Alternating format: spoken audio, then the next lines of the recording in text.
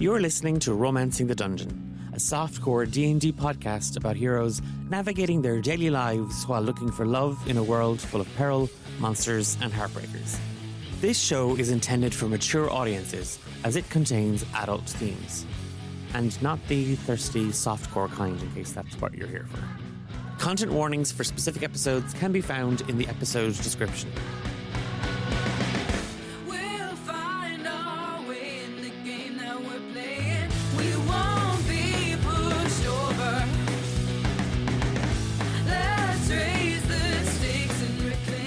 Previously on Romancing the Dungeon. Ever since you were here last, it seems like the tree was sort of holding the rod at bay, and now that the heart is gone, or the piece of heart, it's sort of infecting us. Now finding Aster means two things. Hopefully deciphering the prophecy. More importantly, saving your world. Exactly how many people are sick? We stopped counting. If you're going to the route, I'm going to need you to go find a couple of bits and pieces of mine. You bring them back, and I think I've got a way of us finding Aster pretty quickly. Do you know where Ushin is? No, but he will be back. You're lying. You're just like Ushin. He lied too. He said he'd come back. He left me with the monster. Clodagh, we're not alone.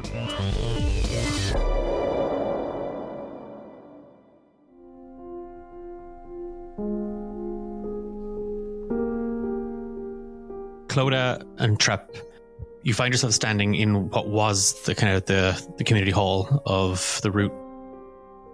Clodagh, you see the spirit of the grove, that child, almost fully petrified, standing next to the well, having found Nana's third brick in a brick well. A passageway opened up, revealing a hidden staircase. Are you both just going to saunter on in, follow down? The hiss that we heard, was that creaturous or atmospheric-y or neither or both? Both. Eilish, am I fair in saying that, like, per Trepsat, it's like, if there's a monster, if we can just sneak around it, that's what he's thinking. And if something's about to slither out, just to hide and get the jump, not the jump on it, but the slip past it. Have you ever listened to Clodagh in any sort of combat sequence? Just making sure. Yeah. Just checking. She's good to hide and avoid. Yeah. So to answer your question, Declan, we are going through the door, but in a way that has us avoiding any and all danger. Oh, nobody ever says that in my games. Yeah, sorry, I took the feet. Please don't hurt me. My one weakness. You both make your way towards the passageway. It's a spiral downwards. It's not a stone staircase. It's the route itself, just like another kind of hollow branch. It's narrow in here. You're not crouched down, it's not a low corridor or anything like that, and it's not so tight that you're moving sideways, but it's a hidden passageway. There is sort of a heavy earthen smell. It's kind of strange. Both of you give me nature checks. 14 from Trep. Or Clodagh, it's more just seriously, like, Nana, another hidden passage? Like, why does the family have its own hidden passageways? Like, and why do you only ever learn about them when there's grave danger? Are we smugglers too? Yeah. Oh my God, maybe it is in my DNA. Trep, it smells very, very familiar. Like, it smells like the grove. But it doesn't just smell like that. Like it's like the air or the soil here. You're not sure. Like it feels different. It smells different. Sometimes it is just that sort of heavy, grassy smell that you know from, like, the woods around the grove. And then you catch a faint floral smell that you've never smelled before. It's sweeter It smells a little like apples, but that's not quite right. And then there's other notes. You've never seen the sea, but you've read about it and you've heard merchants talk about it. You get kind of that rush, cold, salty wind, all sort of mingling here in a way that they shouldn't. When the pair of you come face to face with a wooden wall. Well, she didn't mention this. Trep might kind of, still in that careful, slow manner, go up to the wooden wall. Is it planks, or is it like there's no gaps to like get little hands in and try? It looks like a tree trunk, like it's that sort of solid mass of wood. Just gonna still rest a paw probably against it, and just to kind of feel, given that he's sort of more tuned to the vibrations, and something's been going through Trep's mind since Clodagh left, and knowing Clodagh's sort of love and skill as a bard, it feels like the grove needs to be brought back into harmony. And he's just trying to pay more attention to like harmonious melodies of nature. So he's just going to put a paw against the wood and just listen. Oh, you fucker, and your lovely little description. Give me a perception check. Perception is 12. You place a hand on the wood trap.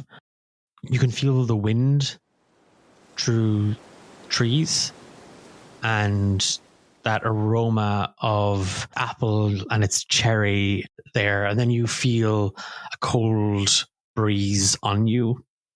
And you can hear the sounds of water. You can hear waves crashing. And then you feel a warm wind just whistle. And you feel the tiny grains of sand on your face. This is Trep thinking. Has the grove always been where the grove is now? Or what's running through his head is, what if the grove isn't a place, but a community? And what if naturally, to keep that community safe, they've always travelled? And some people are allowed to go out into the world. And as in Trep's head, he's trying to think, is the root the grove? Are the Meadowmoons the grove? Are people the grove? Or is the grove just a state of mind? Yeah, that's what Trep's thinking. Clodagh, what are you doing? You do see kind of Trep almost kind of just sort of drift off.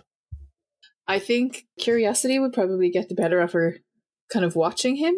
And she'd be like, oh, if he's touching it, I want to touch it.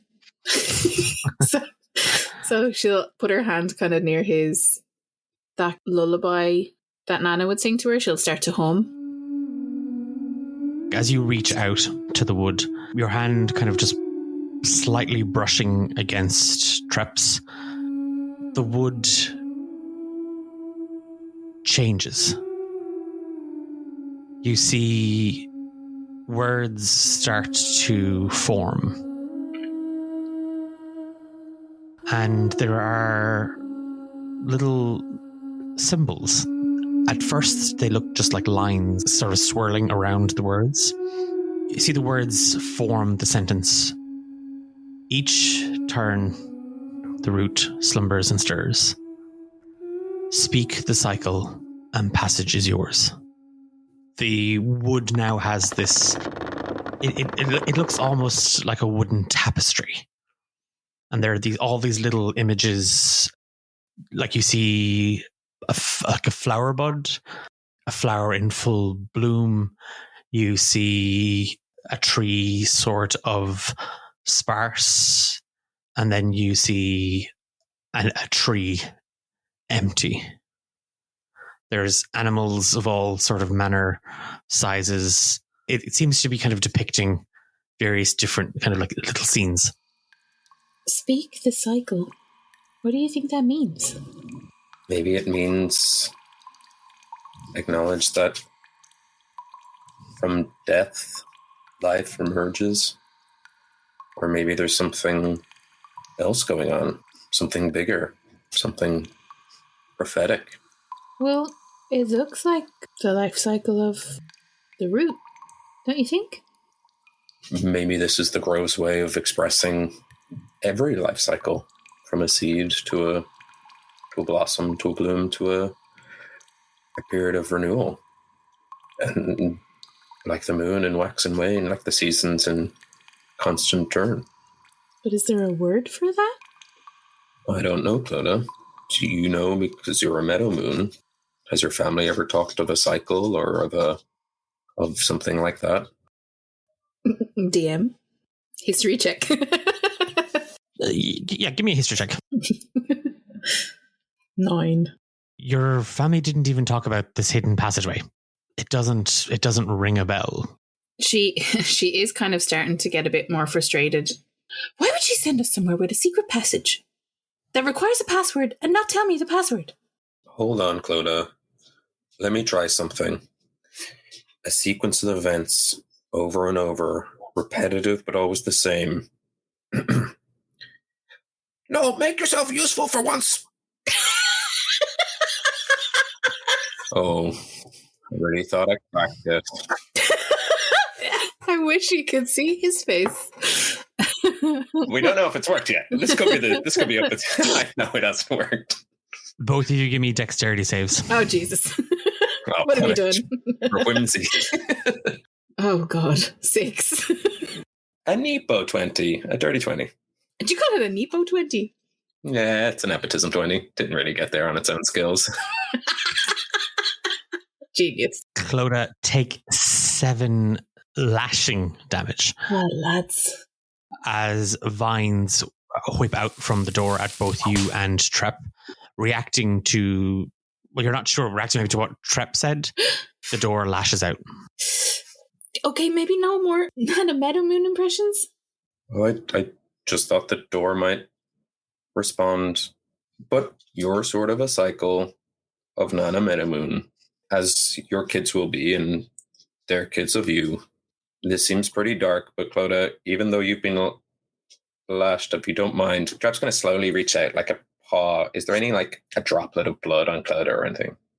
There is, would say, like there is like kind of a little like a scratch. He's just going to kind of like dab it and just sort of put a little bit on the door. I'm just trying anything I can think of. Taking a little bit of the blood, Trep, you smear the door. It doesn't react or respond. Just to, I suppose, as a narrative flavor to give Clodagh advantage, Trep is a astrocartographer. So he's just going to start mumbling about the cycle of constellations and stars. He's trying to think back to any Aster lessons, any cycles, anything either in the history of Arcanum or the greater cosmos of this world where something repeats. Give me a nature check, Trep. It ain't great. It's only a 5. You start thinking about kind of Aster's lessons and all the stuff that he would have talked about, and he talked about a lot of different things. But your eye kind of lands again, not so much on the words on the door, but the depictions. A budding flower, a flower in bloom, sparse tree, a tree bare. And these are focal, like even where you've smeared some of the blood, it's on that flower that you would have kind of just smeared a little bit of blood on. Everything else around them, the other engravings, the other carvings in the wood, don't seem as prominent. Those 4 symbols stand out. In Sylvan, or actually, here's a fun question, and maybe this is one for Dahi. Do you think Aster taught lessons in Common or in like Celestial, or like Aster seemed kind of pompous in a way that all lessons might be in a different. Wait, he's not here. Let's rag on him some more. He's not going to listen to these episodes for ages. What do we really think about Aster? Frick. I love Aster. But is there a language of the stars? I guess is there or yeah. I think it's one of those things where Aster would have taught the lessons in Common, but would occasionally slip into Celestial when maybe saying something under his breath or something he didn't want people to hear. In the way that you're like, when you were in school and the teachers would come in and they'd be talking, and then they'd see that all the students were listening, and then they'd switch to Irish. That sort of thing. As Trep thinks back to Aster's lessons in Celestial, he'll speak. No, he'll kind of. It's not even. It's like humming or singing, based on the language itself is sort of melodic. The Celestial for spring, summer, autumn, and winter. As you say the cycle, spring, summer, autumn, winter, the vines move.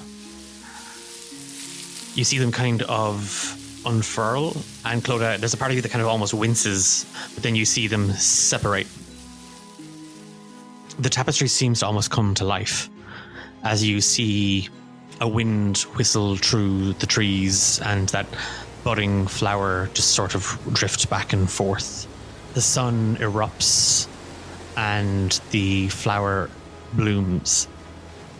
The wind stirs up again, and a tree that had sheltered underneath her loses some of its leaves and it wilts. And then frost sets in, and you see the wood kind of almost seems to crack a little bit as the tree loses its leaves. The words shift from bloom to frost, life and death. The root endures. And the doorway opens. And you can see down into a corridor made of timber.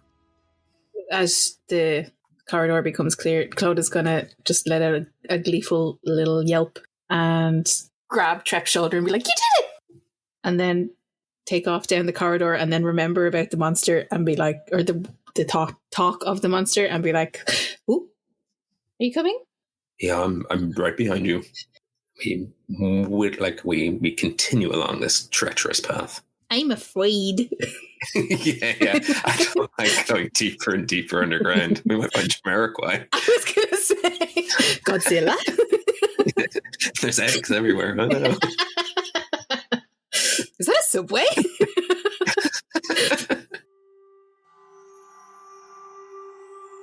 As you move into that corridor, you see that you're underground. It should be dark, but the walls seem to emit like a faint glow. Both of you do feel this crackle of energy. Like for Trep, it almost feels like the finer hairs on your body are kind of standing up. Like you're not walking around as a big foofball, but you do, like it is that little kind of static energy. Clodagh, you feel magic humming from the walls. Like there's a faint, again, it's that sort of deja vu experience, Clodagh, that where do I know this from? Give me a wisdom saving throw, Clodagh. Unnatural 20. You felt it a little while ago. You felt it in the root. It felt a little like her presence, but it is something else. It's her, but you felt a similar energy, similar sort of force, arcane or otherwise. You don't know, but you felt that recently as well. In the dream? In Adam's company. So like similar but not the same. That's a fair way of putting it. Yep. Similar energy, different vibe. Does that make... Yeah, one's good and one's evil. Yeah. You see that there is just kind of... This is obviously kind of a central corridor, and there's a few kind of little other passageways off of it. There's one kind of immediately to your left as you step in, and you do see it kind of opens into... It kind of opens up to... It kind of looks like a library or a study. There's a circular table, and you can see that there's a kind of stacks of books on it. And there's a shelf kind of built into the wall, and you see all kind of little tapestries or rolled up scrolls. There's jars of like dried herbs, wooden figures, stone little statues, stuff you've never seen, either of you have ever seen before. And Clodagh, you've left the grove, and you like the closest this kind of looks to one time accidentally you cleaned Marilla's bedroom in the Copper Rabbit, and like she had kind of these little charts and maps and scrolls and all manner of like little trinkets. She got real mad that you were in there and real mad that you rearranged her stuff because she has a system. That's the like you don't recognize any of this kind of stuff. She's going to look at Trep and be like, Surely some of this stuff could be useful. It looks like your family's been holding out on some pretty interesting things. Is there anything here we think would help the grove, or whatever you keep going away and back for, or maybe with the river? There could be answers in this room. We don't have time to check. We have time to scoop. And because we've gone and gathered some things for traveling, Trep probably has a bag. I'd imagine not to kind of step above table, but like for this kind of thing, it's like I as a player don't know what's important to look for. Trep may or may not, but like it most likely it's just a sort of luck roll or kind of like of the random bits he's just putting into a bag, what they end up being. I think Trep would be most drawn to the scrolls, even though Ben as a player is really drawn to the figurines, but Trep wouldn't be, I don't think. There's a moment, like, again, so like, are ye kind of, I guess, kind of, what are ye? We're fleecing the joint. just into the bag. That room is kind of off to your left. There are other passageways, like small other little hallways off this. Are we going room to room, or are you like, Trep, is it like, I'll go here and I'll have a route through this, pardon the pun, and Clodagh, you're going to go down there and you're going to go look for Nana's chest, because you don't see a chest in this room. That was my next question. I was going to ask, do I see the chest in this room? And if not, she would maybe go, is there a room across the hall? Further down, yeah. Like, and we're not talking like 100 feet down, like literally just kind of like a couple of feet away. There's within another shouting distance. It does not appear like that. This is like Nana had said to you, this wasn't a vast network at all. It was like just small little rooms. Yeah. So if you do kind of even just wander those couple of few steps down to the next sort of, you do see that, yeah, it's just another kind of antechamber off this space. You're not kind of going to turn the corner and like disappear. You can see into another room. This one looks like a garden or like a lab. Like, it's odd. There's flowers and trees in full bloom down here. Some you recognize, some you know from seeing kind of around the grove. Even those large red flowers that at night come into full bloom. Cool. You recognize a couple of those pods down here as well. They are kind of cracked, slightly open, and there's a little kind of light emanating from them. But it isn't just like a kind of a little cluster of, there does appear to be like kind of a table of sorts or a bench, and you do see kind of implements and jars and tools. Does she see any of the flower Trep brought Nana Meadowmoon? Oh, Tears of the Lily? Mm-hmm. Give me an investigation check. Oh, God, she got a nat 20. I can tell by that face. And I can tell by Ben's dancing. And the dogs are dancing now, too. Why is everybody in this world against me? I found the cure! Hooray! I solved it at the end. It was a 22, but a nat 20. Before we get to your 22, natural 20, Trep, what are you literally just grab and stuffing into a bag? No, I think there's a little look at what might be on it first. So like for the books, it's like read if there's a title on the spine, or if they're journals, then it's harder to, journals are probably more valuable though, because that feels like where people write research and like pertinent information. You are kind of fumbling through the books that are on the table first. They're like the most immediate thing. They're in loads of different languages. They're like, and like the writing and everything is different in them. So these look like books or tomes. Some are kind of like herbology, some are philosophy, some are arcane, some are very, very confusing and have words in that you've never seen. And they make your head hurt a little bit.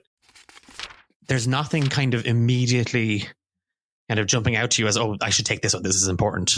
Looking at that wall with the kind of the herbs and the little figures and stuff like that, you do see these other kind of books wedged and set there. And flicking through those, like, again, kind of like tumbling through, these clearly are like these aren't bound the same way as the things on the table, the book on the table. These appear to be journals. The first one that you kind of lift kind of up and out, on the cover of it, like it's very, very faded.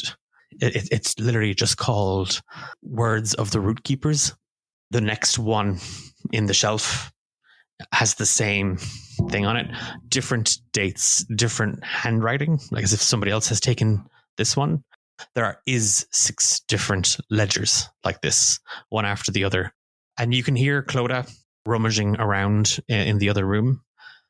And as you kind of pull through each one, the last one, the 6th one, is the thinnest. It's the newest looking. The paper isn't as faded. The ink is still clear. It's still quite pronounced. And as you are rummaging through it, like the others, it seems to be kind of about the soil. It's about the root. It's about the rot.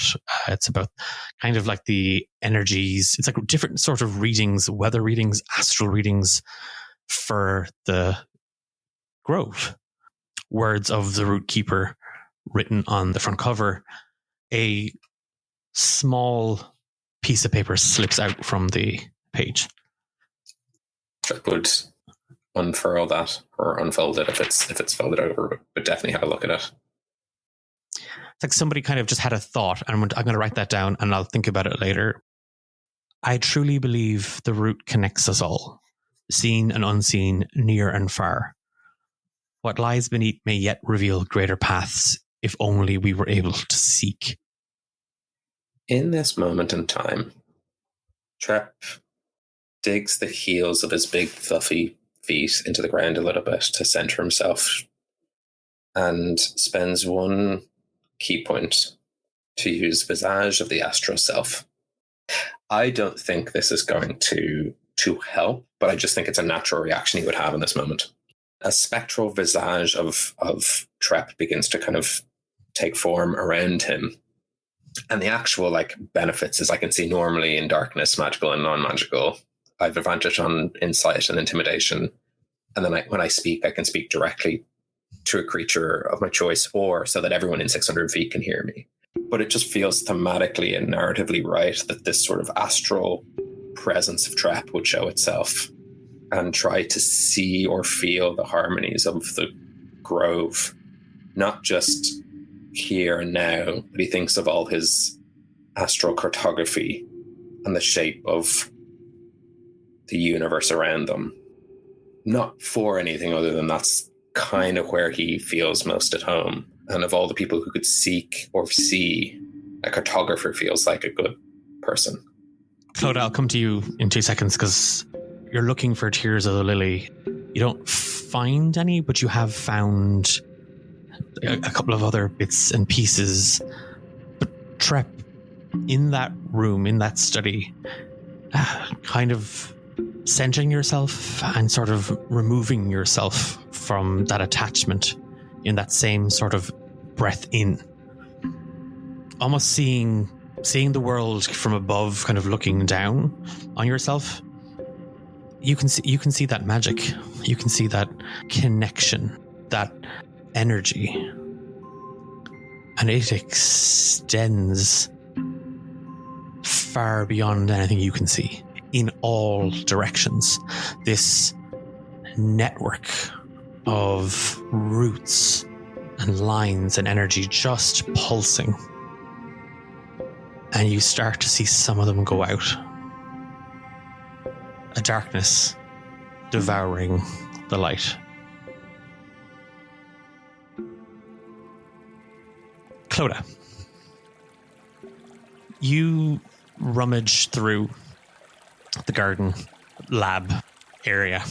You're looking for like the same kind of flower that Trep had found. Mm-hmm. You don't find any tears of the lily, but you do find there is a couple of different little jars. One of them has this sort of silvery, it looks like liquid glitter almost. And it kind of catches your eye. On the little pot, you see moon shadow salve. Again, looking around, you see that there's wedged in that little table, there is a small ledger. She's obviously going to be nosy. Of course she is. It appears to be sort of like a journal. You've uncovered your grandfather's diary. Flicking through it, you see that a lot of it is kind of recipes, like ointments, salves, balms, potions, and stuff like that. Like a corner of the journal has been kind of bent backwards. It's to do with the moon shadow salve, that little pot that you found. He's been experimenting with the petals of a moon shadow flower, a very, very rare flower that blooms once a year in the grove, only on a full moon and only when the sister moon is eclipsed. The balm, when applied, grants invisibility for 1 minute. The little pot that you have appears to be kind of a one use. With the journal, you see that, like I said, different recipes, different sort of trials and error, like kind of looking at kind of concoctions. Occasionally, there are random musings kind of thrown into the middle of it. You see Aster's name comes up a little bit, mostly to do with consult Aster next weather reports and these kinds of bits and pieces. But the earlier entries go back many, many years. And they make mention of Aster again. And him being found in the grove. So he was there before us. That's what it appears to imply. You still have not found Nana's chest. She's going to kind of wander back out to the corridor, flicking through the journal and be like, Trep, did you know Aster was here first? Trep's going to wander out into the corridor, flicking through a journal, going, hey, Clodagh, you don't know. And then they bump into each other and papers go everywhere. And they need to pick them up on the ground. This is, after all, an offshoot of Romancing the Dungeons. So. I know you might be joking, but I do like the idea that both of you come out. Yeah. Both of you come out of the respective rooms that you're in, with kind of faces in books, like Clodagh, like kind of aghast at like, I'm sorry, what? And Trep being like, I don't know what half of this means. Again, some of it very, very obvious, like again, but what somebody would be doing with all of this, it's a different kettle of fish. Clodagh, did you know the grove, and specifically the root, is connected to everything? It's a world's tree. Would she know what a world's tree is? You'd know it from fairy tales and stuff like that. I didn't think they were real. Wait, what did you say about Aster? He's been here the whole time. Oh. Not here. Here. Well, then we definitely need to find Aster. I think if we can bring these journals and books and some of this information to Aster, he might be able to help with. Clodagh, it's far, far worse than I thought. It's this rot, this sickness. It's not just affecting people in the grove, but it's affecting the root's ability to connect all of us. Yeah, we have to fix it. We need to find Nana's chest, and I don't know how much time we have, but it doesn't feel like a lot. Hearing Trep be like, we don't have much time, she's going to put the journal and the pot into her satchel and kind of gesture for him to do the same and follow her to the next room. Yeah, Trep puts the books away and we move into the kind of anywhere unexplored. There are a couple more of these rooms off of this space. you are kind of venturing, kind of looking and get moving around. Again, if we kind of room on the left, then the right, a little bit of a gap, and then the next room on the left. That looks to be sort of more of a communal area. Like there, you do kind of see little boxes and little pots and small little tables and chairs just for people to kind of sit around. A couple of bits of paper and whatnot, mostly just musings, nothing kind of out of the ordinary. Trep, you feel the ground start to shake. Clodagh, I don't mean to rush us, but we gotta look fast, because something either knows we're here or is coming this way, but we gotta move. Okay. No more snooping. We just... If the chest isn't in the room, we move on to the next one. The wall behind you, Clodagh, cracks. Nah. The wood just splinters. Earth kind of tumbles through it, and you see the wall sort of bulge as something moves behind it. The whole hallway is now shaking. Come on, we gotta move. Trep's walking speed is 45 feet with an absolute dash of a Harangan on the run. He's just going to sprint ahead of Clodagh to check every room. There's not so many. There was only kind of like maybe 3 more rooms at the end of this, after that little common area, and another lab. This one, nothing. Everything looks withered. Everything looks dead and decayed. There's a foul stench in that room as you sort of step in, and there's a coldness, and you do see little sealed jars of black gunk with kind of different dates and stuff kind of scrawled on little labels. It's as if somebody is trying to... It's clearly the rot. As you kind of dart in and out, the next room, Trep, on the left, you kind of bundle into it. Again, it looks to be like a study, very similar to the first room, but where you saw that large shelf, like with all those trinkets and glass bottles and the various different ledgers, here you see a wooden mural, very, very similar to the style of the door, the passageway. You clearly see the root. You see this magnificent tree and this network of roots. At its base, you see much smaller little trees. The mural itself seems to travel around the length of the room. And occasionally you see another root, another great old tree, slightly varied, or like slight little differences between that and the one at the heart. You see one, and it's next to like what looks like waves or water. Another, and the tree itself it doesn't have these sprawling branches and like large kind of clouds of leaves. It has more of these kind of flat, elongated leaves outwards. These network of roots down under and then weaving themselves together. In that room, Clodagh, as you kind of come in behind Trep, both of you see that there is a kind of a long table sitting underneath it. You both spy a small wooden chest. She's gonna run over to hunker down and see if it has her name on it, or Nana Meadowmoon's name on it.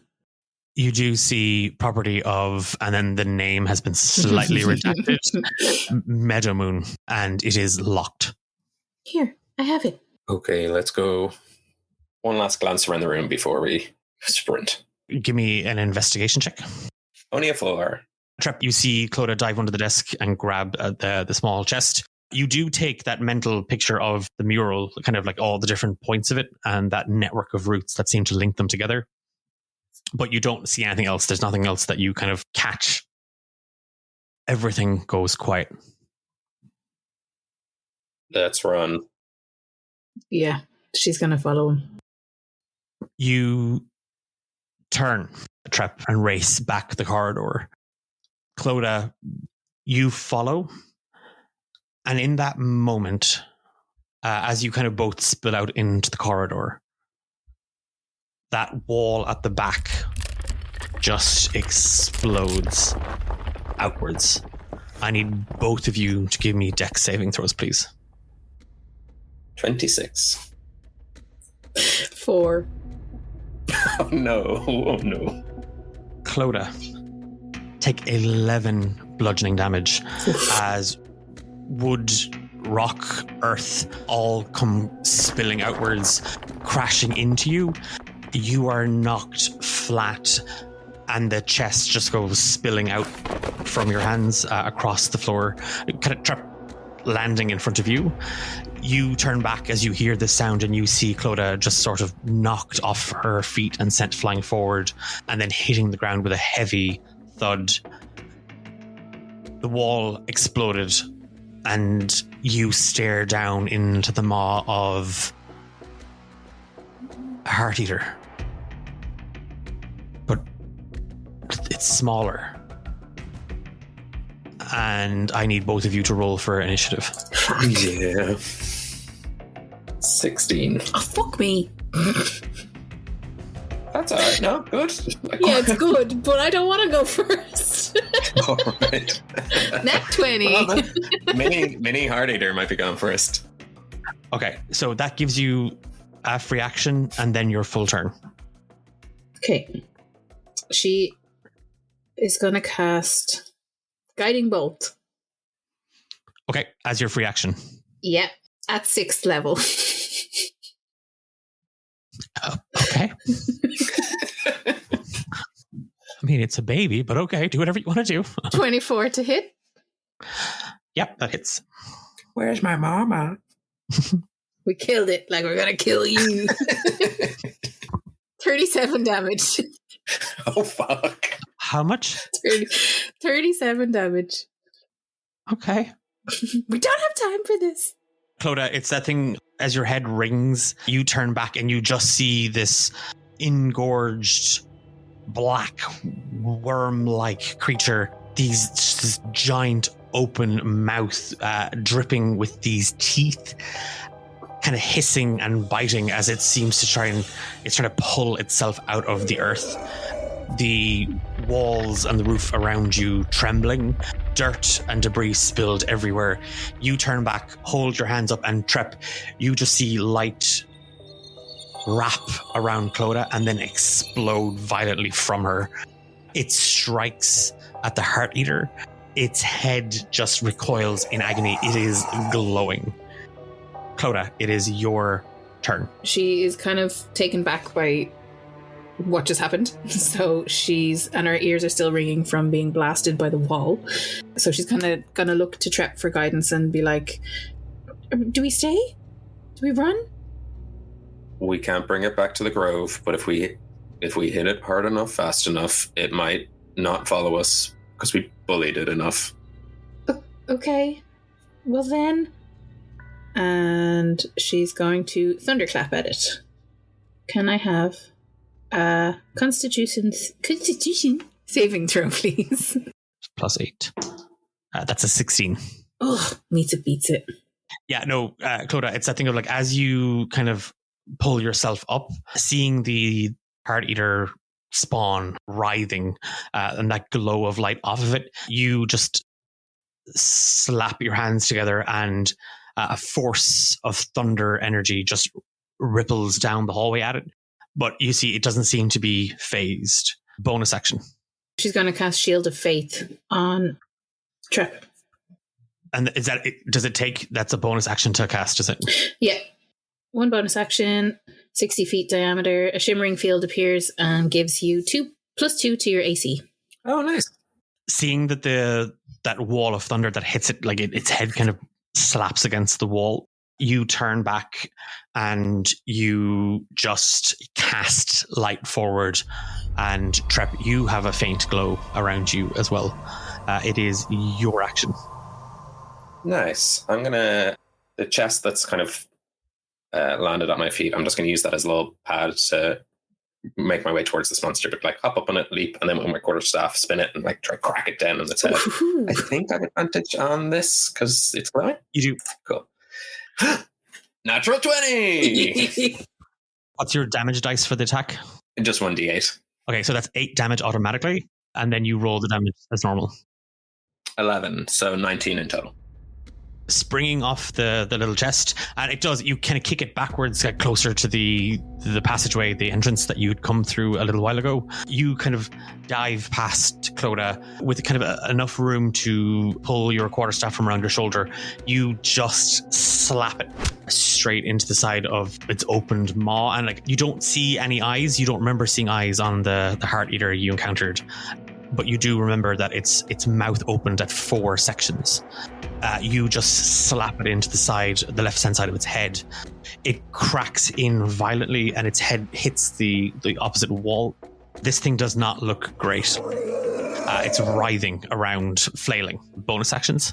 This is where I'm really sorry. Can you make me a DC 16 Constitution saving throw? I'm going to stunning strike it. Okay, that's a 15. Oh, and then it fails. It is stunned. Okay. For a key point. The reason I normally roll all my attacks at once, unless it has a legendary resistance. No, it does on the sheet, but it shouldn't because it's only a spawn. Right. I'm a nice DM and I won't cheat. Technically, I have 2 other attacks, but if I can see that it's on sort of like it's not good, Trep's going to turn to Clodagh and go, okay, so it's sort of stunned. I think that gives us a getaway. He'll pick up the chest and go to Trep doesn't want to kill this thing. He just wants to Batman it. So the rule, no killing, but I will destroy your mouth with a quarterstaff. Clodagh, if you're cool with that, I think we should just run, but not have to finish this off. It might chase us, but maybe we did enough to it instantly that it's like gonna go home and lick its wounds. Have you met Declan? I mean, I'm not the fucking hardier, but okay. It's probably an inherently evil thing. I just don't want it to come back to the rest of them. They're already vulnerable enough. All right, here we go. It's stunned, so it's going to be advantage again. Advantage, yeah. 17, 26 in total, 6 damage. And that's the first of 2 attacks, is it? Yeah. Okay. Well, thank God for advantage. Does a 17 hit? Yes, 17 hits. 8 damage. Okay. What's the crack with hitting it stunned? Does it lose the stunned condition, or is it still stunned? You can spend 1 key point to make the target stunned until the end of your next turn. So it's stunned for a while. Trep, who you are, tells you to just run, and like this thing will retreat. It should retreat. Like a wounded animal that knows it's not going to win will often run away. And as you kind of turn, you see Clodagh, and you hear what she says. This isn't an animal. This isn't a wolf in the woods. This is something abhorrent. This is something monstrous. You slap back with the quarterstaff a second, and then a third time, again bringing the front of it down, and then the back, jamming it kind of further into the wall. It doesn't flinch as you hit it, but it lets out this sort of hiss, like of pain. Clodagh, it's your turn. Is it safe to assume that it's on its last legs? Like it's just hanging there right now, mostly because it's stunned, but it also this thing, you remember the heart eater. Its monstrous size. This thing isn't even a tenth of that. It doesn't look to be as sturdy. She's going to cast Guiding Bolt at first level. Make the attack roll. 13. Does not hit. She has no other real helpful bonus actions at the moment. You draw the light up from around you, but as you let it out, there's a part of you that worries for hitting Trep, and the magic sort of shoots off, and it hits the wall close to the heart eater, but it does not connect. Trep. Okay, I'm just going to move to physical dice because D&D Beyond was confusing me, but I'm just going to whack it 3 times. Does a 28 hit? Yep. Be that person. 19 will also hit. So that's 13 plus 12. And then the third one. Yeah, that's going to be fine. 13 plus 12 plus 9. How does this thing go down? Trep doesn't feel...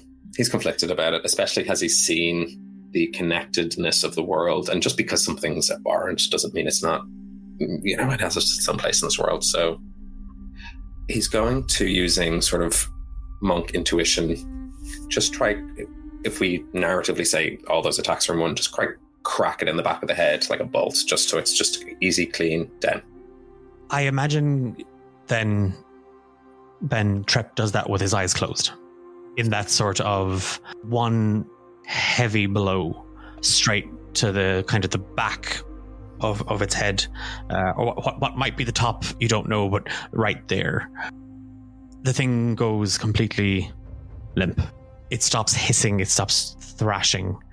And as you open your eyes, you see it kind of still half stuck out of the wall.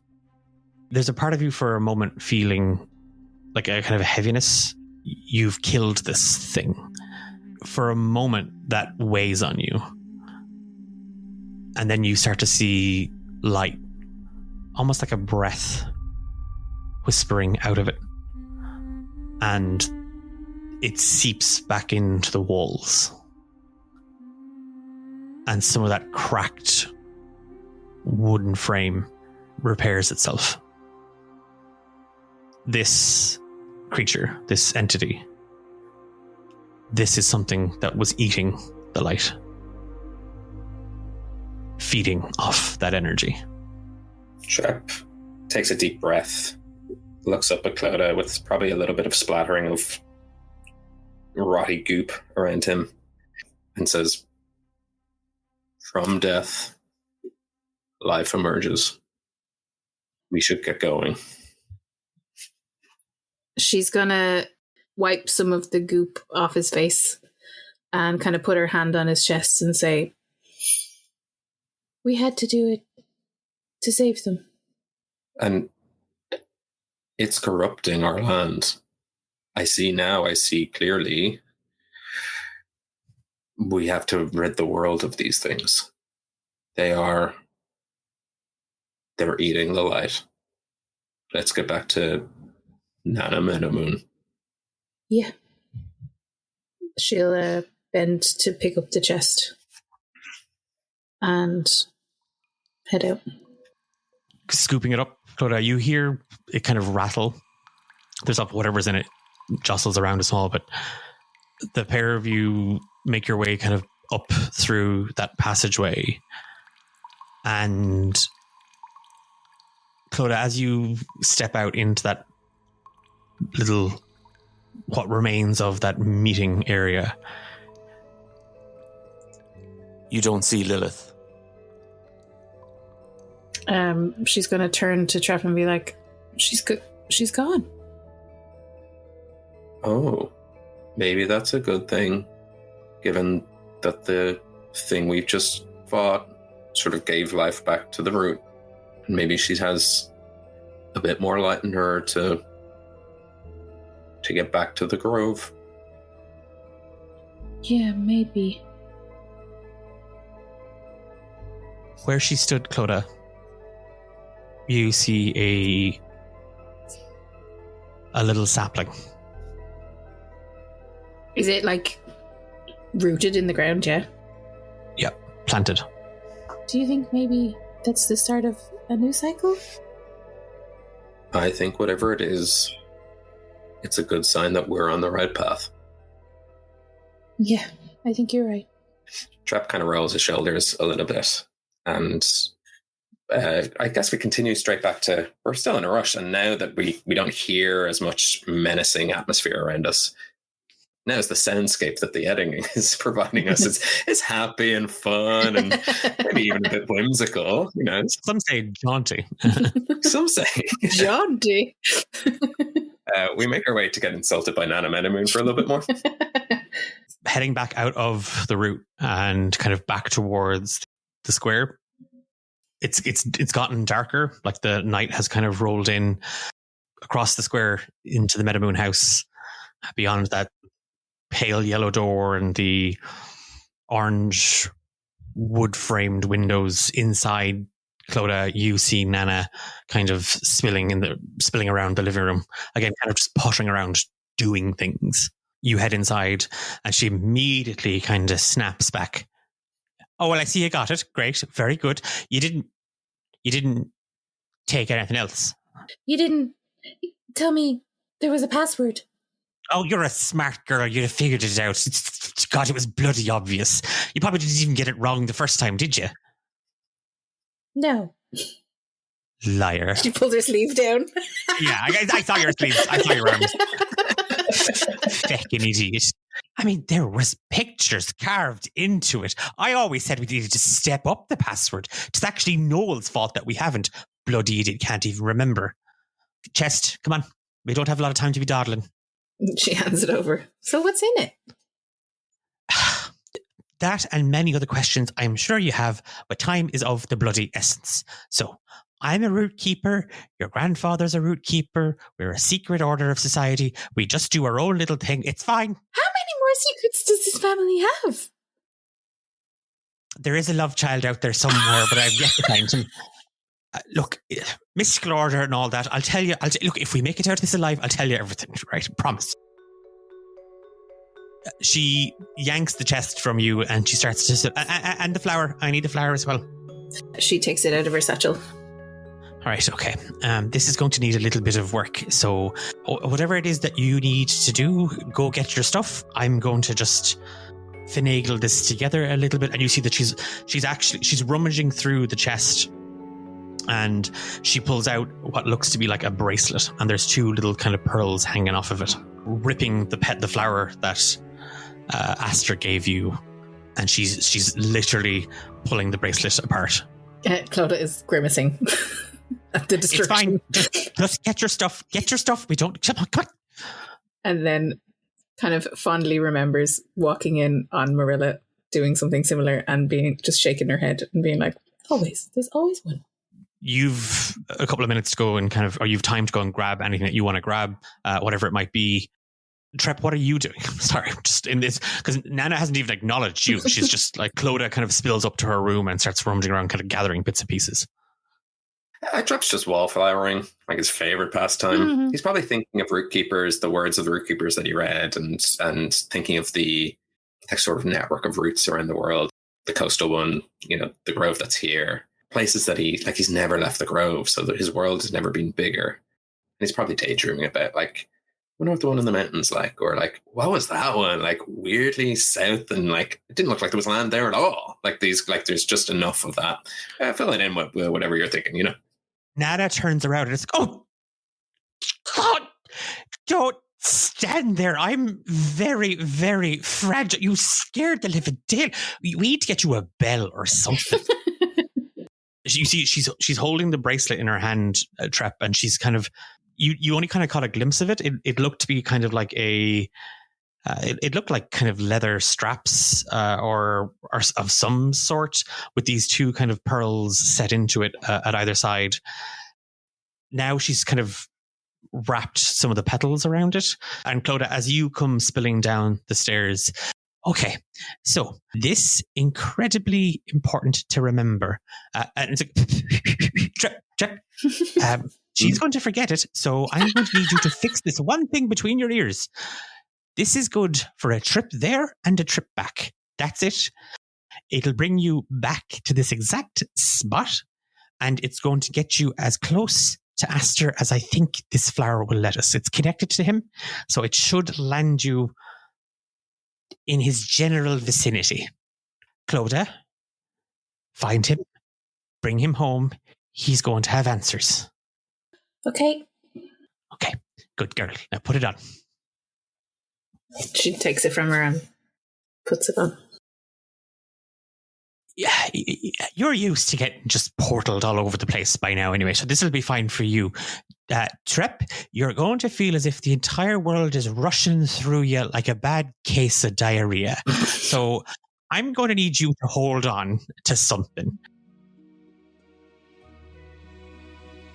She takes one of the pearls from the bracelet on your wrist, Clodagh, and she just closes her hand around it. Now, are you watching? And she just squeezes it. Her hand opens and the pearl has gone kind of, that sort of sheen, that effervescence inside it has kind of faded. It's looking a little bit more dull. Then the room begins to shake and a portal opens. Warm air drifts in. And Trep, you can feel sand drifting in with it. At first, it is just this swirling mass of energy. And then, Clodagh, you can see into that space. And you just see sprawling sand. And a sea of stars overhead. Okay, find him. Bring him home. Alive. You're alive, Trep. Alive. We'll see. Yes, fine, whatever. Yeah, definitely. Yeah, bring him back as well. I'm sure he's got uses. We'll keep an eye on them here, Clodagh. Be safe. Love you, Nana. Because your mother will absolutely kill me if you don't come back. I love you, Nana. I love you too as well. Your Trep, you're all right. In you go. She puts a hand out for Trep to take. Yeah, Trep takes Clodagh's hand, and we leap through the portal.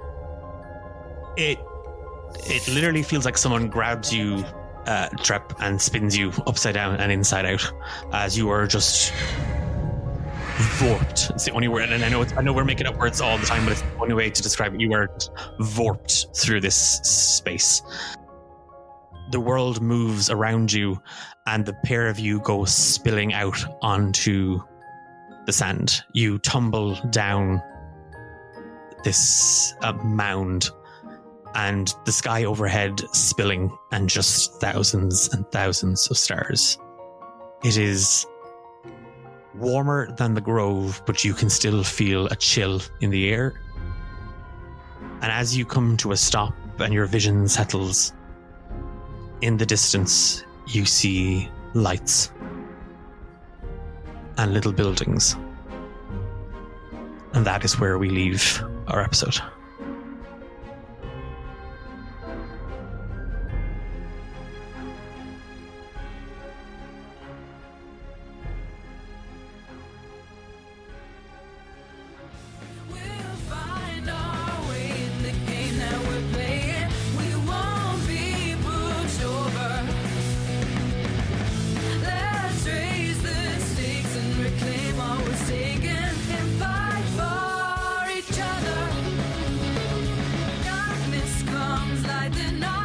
You've been listening to Romancing the Dungeon with Eilish and Ben and me, Declan, your Dungeon Master. Our title card podcast artwork is by Dahi C Designs. Our theme song, Fight for Each Other, is by Stephen Tynan and Abby Soiree. I'm going to keep it super, super short today. I say this every outro. The split narratives and the kind of going between different characters' perspectives over the last season, I think. I hope you're enjoying it. It was something that I really wanted to experiment with, and it's given me a wonderful opportunity to do some world building and expanding out the world of Arcanum here in our podcast. So I hope getting to see these different places and different people is enjoyable, and I hope it's creating a bigger space for you in this world. That's all I'm going to say today. I'm going to leave it at that. If you want to follow us on social media, you can check out D8 Dungeon on all major platforms. We stream regularly over on Twitch. We have a Discord community with some wonderful folks in it. If you want to join us over there, you can find the link to all of that stuff in the episode description. Wherever you're listening to this, we would really, really appreciate it if you would drop us a rating, a review, 5 stars. Maybe you leave a thumbs up or a like or a comment. If you share the episode on social media or you drop us a little review, tag us. Please do make sure you tag us, because this year, at the end of all these episodes, I'm going to shout out anybody that's left us a review. That's my alarm telling me I'm done. This was not short. I'm so sorry. We're back in 2 weeks. Until then, take care. Bye.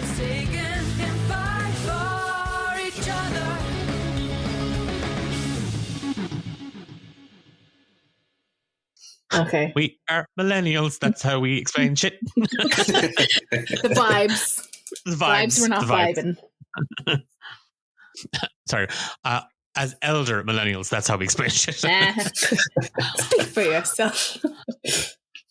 Piss off. Sorry, that was Nana Meadowmoon. What are you doing here? You told us to come down. Oh, I was coming to give you the password.